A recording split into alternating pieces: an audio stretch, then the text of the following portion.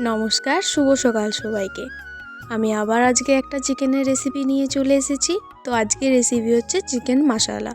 Chicken মশলা বানানোর জন্য কী কী উপকরণ লাগে চলো তোমাদের দেখিয়ে দিই। তো এইখানে পেস্ট করার জন্য আমি আদা রসুন পেঁয়াজ নিয়ে নিয়েছি, আর এদিকে পেঁয়াজ কুচি করে রেখেছি। এবার এখানে আদা রসুন পেঁয়াজ আমি একসাথে পেস্ট করে নেব।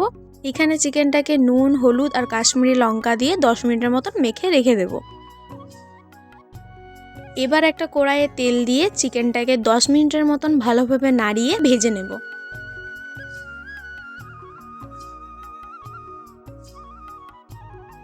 এইদিকে কিছুক্ষণ ভেজে চিকেনটাকে তুলে রাখবো, আর সেই তেলেই গোটা গরম মশলা, শুকনো লঙ্কা, তেজপাতা দিয়ে দেব।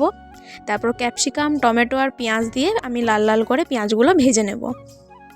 এদিকে পেঁয়াজটা ভাজা হয়ে গেলে আমি এখানে আদা রসুন আর পেঁয়াজের পেস্টটা দিয়ে দেব। কিছুক্ষণ মশলাটাকে ভাজবো, আর যেহেতু আমি হলুদ দিয়ে চিকেনটাকে মেখে রেখেছিলাম, তাই সামান্য হলুদ, কাশ্মীরি লঙ্কা, জিরে গুঁড়ো, ধনে গুঁড়ো, চিকেন মশলা আর সামান্য নুন দিয়ে মশলাটাকে কষিয়ে নেব। আর এইদিকে মশলাটার থেকে তেল ছেড়ে আসলে আমি ভেজে রাখা চিকেনগুলো মশলাটার মধ্যে দিয়ে দেব।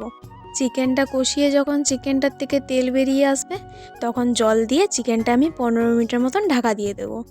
এই যে চিকেন পুরোপুরি রেডি। এবার উপর থেকে ধনেপাতা ছড়িয়ে নামিয়ে নিলে রেডি আমাদের চিকেন মশলা।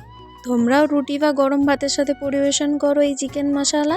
আর আমার ভিডিওটি যদি তোমাদের ভালো লেগে থাকে তাহলে অবশ্যই একটি লাইক এবং সাবস্ক্রাইব করে দিও।